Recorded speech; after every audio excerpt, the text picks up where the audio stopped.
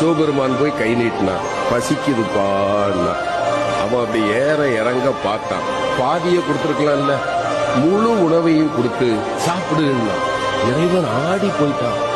பெரிய பெரிய மாளிகையினுடைய வீடுகள்ல கூட எனக்கு ஒரு பிடி உணவு கிடைக்கல, இவன் மொத்த உணவே இவ்வளவுதான், இவங்கிட்ட நான் யாருன்னு சொல்லிடணும். அப்பா நான் யார் தெரியுமா?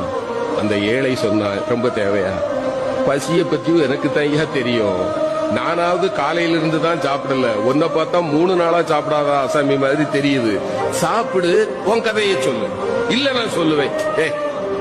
உனக்கும் போக்கிடம் கிடையாது. யார பார்த்து? சிவபெருமான பார்த்து. உனக்கும் போக்கிடம் கிடையாது, எனக்கும் போக்கிடம் கிடையாது. இங்கதானே இருக்க போறோம், சாப்பிட்டுக்கிட்டு சொல்லுப்பா. இல்லையா, நான் சொல்லியே ஆகணும். அந்த ஏழை சிரித்து கொண்டே சொன்னான். என்ன பெருசா சொல்லிட போற? நீ யார்? அவ்வளவுதானே. நான் சொல்லவா? நீ பரம்பொருள்.